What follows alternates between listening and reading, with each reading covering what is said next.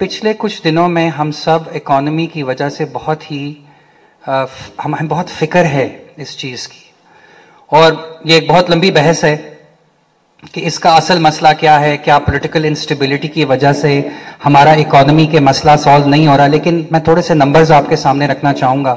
دیکھیں ابھی جس سچویشن کا ہمیں سامنا ہے اس میں پاکستان میں تقریباً جو انفلیشن ہے وہ 28% کے اوپر چل رہی ہے، اور جس قسم کی بات چیت ہماری IMF کے ساتھ ہوئی ہے اور جس قسم کا پاس تھرو آف پرائسز آنے والا ہے، اس میں یہ لگ رہا ہے کہ یہ انفلیشن تقریباً 35 سے 40%، یہ اس وقت بھی پاکستان کی تاریخ کی سب سے ہائی انفلیشن ہے اور یہ 40% تک جا سکتی ہے. تو یہ ایک بہت بڑا ایشو ہے.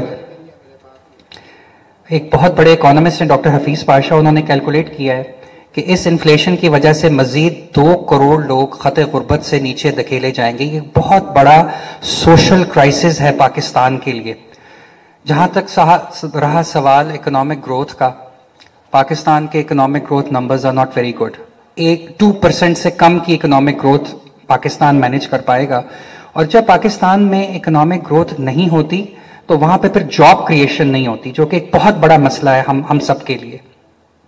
اور تیسری چیز، ہمارے جو درینہ تعلقات IMF سے ہیں بھی اور وہ کس طرف چل رہے ہیں. تو میں ان تمام چیزوں کے اوپر بات کرنے کے لیے بالکل ایک آغاز کروں گا آپ لوگوں کو ایک شعر سنا کے، جو کہ میں سمجھ رہا تھا کہ اب بہت امپورٹنٹ ہے کہ فکر معاش، عشق بتاں اور یاد رفتگاں، اس زندگی میں اب کیا کیا کرے کوئی. تو یہ بڑے مسائل ہمارے سامنے ہمیں دو چار ہیں. سب سے پہلے میں چلوں گا ڈاکٹر سلمان شاہ صاحب کی طرف اور میں ان سے پوچھوں گا کہ ہماری آڈینس کے لیے یہ ایکسپلین کریں سر کہ یہ ہمارا اصل فنڈامنٹل پرابلم اکانومی میں کیا ہے. جب بھی ہم 5% یا اس سے تھوڑا سا زیادہ گرو کرتے ہیں تو ہم دیکھتے ہیں کہ ہماری اکانومی ایک کرائسس میں، ایک کرنٹ اکاؤنٹ کرائسس میں چلی جاتی ہے اور ہم ایک بوم اینڈ بس سائیکل سے باہر نہیں آ پا رہے ہیں. تو آپ کے خیال میں فنڈامنٹل پرابلم کیا ہے اور اس بوم اینڈ بس سائیکل سے نکلنے کے لیے ہمیں کیا کرنے کی ضرورت ہے؟ Thank you. شکریہ اقدس. آئی تھنک اس وقت تک تو پاکستان میں شاید ہی کوئی ہوگا پاکستانی جس کو بوم اور بسٹ کا نہ پتہ ہو، جس کو IMF کا نہ پتہ ہو، جس کو بیلنس آف پیمنٹ کرائسس کیا ہوتا ہے اور فسکل ڈیفیسٹ کیا ہوتا ہے اور کرنٹ اکاؤنٹ ڈیفیسٹ کیا ہوتا ہے. یہ سب روزانہ ہم کوئی 5-6 گھنٹے سنتے ہیں ٹیلی ویژن پہ اور وہ ایکسپلینیشنز ہوتی ہیں. یہ جو لیٹسٹ ہمارا کرائسس ہے، یہ ہم 23rd IMF پروگرام میں ہیں. اس سے پہلے 22nd پروگرام 2018 میں ہوا، اس سے پہلے 21st پروگرام 2016 میں ہم نے مکمل کیا، اور میری نظر میں یہ 2016 سے ہی یہ کرائسس جو ہے یہ بن رہا تھا. اور اس کرائسس نے ابھی تک 4 وزیر اعظم اور 7 وزیر خزانہ ہضم کر چکا ہے، اور ابھی بھی ہمیں پوری طریقے سے یہ نہیں پتا کہ یہ ہم ان مشکلات پہ قابو پا جائیں گے کہ نہیں. مسئلہ یہ ہے کہ پاکستان نے جو اکنامک ریفارمز کرنی تھیں وہ کبھی بھی نہیں کی، اور اس کی وجہ سے ہم تھوڑے دیر تو چلتے ہیں، پیسہ ہمیں اپنی جیو پولیٹیکل پوزیشن کی وجہ سے کچھ مل جاتا ہے، کچھ افغانستان کی وجہ سے ہمیں امپورٹنس مل جاتی ہے، اور اس میں جب پیسہ آ جاتا ہے تو ہم ریفارمز کو بھول جاتے ہیں. ریفارمز کا مطلب ہے کہ اپنی اکانومی کو سسٹین کیسے ہم کریں without the boom and bust, اور ایک سسٹینیبل گروتھ ہو جس میں امپلائمنٹ جنریشن بھی ہو اور جس میں ایک خوشحالی آئے. اور پچھلے 50 سال میں یہ ہمیں خاصی الوسو رہا ہے یہ آبجیکٹو.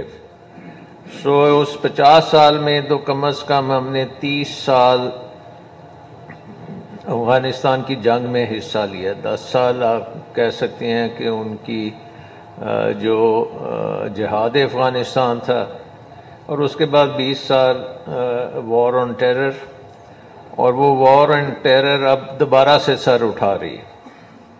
تو اس دوران ہمارا نقصان بھی بہت ہوتا ہے, لیکن تھوڑی بہت کیش فلو جو ہے وہ چل پڑتی ہے. آپ کو ڈالرز کی جو ضرورت ہے وہ پوری ہو جاتی ہے.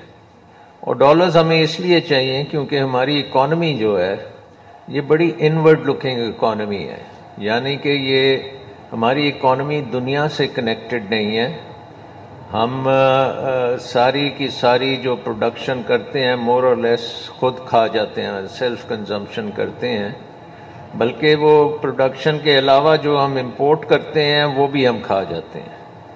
اور امپورٹ ہم زیادہ تر انرجی کرتے ہیں, اور انرجی میں ہم بجلی کو امپورٹ اب کرنا شروع ہو گئے ہیں. پہلے تو صرف تیل امپورٹ کرتے تھے, لیکن اب ہماری بجلی جو ہے وہ بھی امپورٹڈ ہے اس وقت. یہ اس ہال میں اگر آپ اوپر دیکھیں تو آپ سمجھ سکتے ہیں کہ اس وقت ڈالرز جو ہے نا ہمارے چل رہے ہیں, and we are paying dollars for this electricity. Economic جو ہمارا سچویشن ہے یہ inward looking economy dependent on imports, اور یہ پاسبل نہیں ہے, یہ زیادہ دیر آپ اس کو نہیں چلا سکتے. اس کے دو ہی طریقے ہیں کہ ایک یہ ہے کہ یہاں آپ اپنی اکانومی کو ایکسپورٹ اورینٹڈ کر دیں, تاکہ جو آپ امپورٹ کرتے ہیں وہ آپ ایکسپورٹس کے ذریعے اس کی پیمنٹ کر سکیں, اور یہاں آپ اپنی اکانومی کو ایک قسم کا سیلف سفیشینٹ کر دیں, پرٹیکولرلی انرجی میں سیلف سفیشینٹ کر دیں کہ آپ انرجی جو ہے وہ آپ کو امپورٹ نہ کرنی پڑے. تو یہ دونوں کام ہم نے نہیں کیے. ایکچولی یہ دونوں مکسچر کرنا چاہیے تھا ان دونوں کا, کہ اکانومی کو ایکسپورٹ اورینٹڈ بنائیں اور انرجی انڈیپینڈنس کریں. اور انرجی انڈیپینڈنس میں ہمیں پتہ ہے کہ ایک زمانہ تھا کہ ہمارے پاس سرپلس انرجی تھی, کیونکہ ہم ڈیمز بنا لیتے تھے. ڈیمز میں ہمیں بائی پروڈکٹ بجلی ملتا تھا. ڈیمز پانی کے لیے بنتے تھے کہ کھیتوں میں پانی جائے گا, but as a by product ہمیں وہ بجلی ملتی تھی جو بڑی سستی ہوتی تھی. پھر ایک وقت آیا کہ ہماری سیاست نے کہا کہ یہ ڈیم بنانا تو جرم ہے, اس کو اگر ہم نے بنایا تو ہم سب اپنے آپ کو کاٹ لیں گے اوور آر ڈیڈ باڈیز. وہ جب بند کیا تو پھر ہم نے کہا کہ آئی پی پیز لے کے آئیں, تھرمل پاور بنائیں, اور تھرمل پاور لگانے کے لیے پیسے نہیں تھے, اس لیے آئی پی پیز کو دے دیا.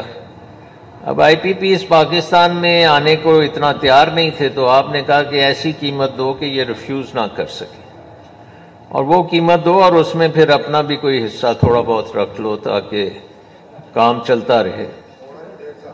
تو وہ ہم نے جب کر لی ہے تو اب اس کا نتیجہ یہ ہے کہ بجلی اتنی مہنگی ہے کہ نہ ہمارا عام آدمی اس کو خرید سکتا ہے, نہ ہماری انڈسٹری خرید سکتی ہے, کامرس نہیں کر سکتی, اور جتنے کی بنتی ہے اتنی قیمت ہم اس سے حاصل ہی نہیں کرتے.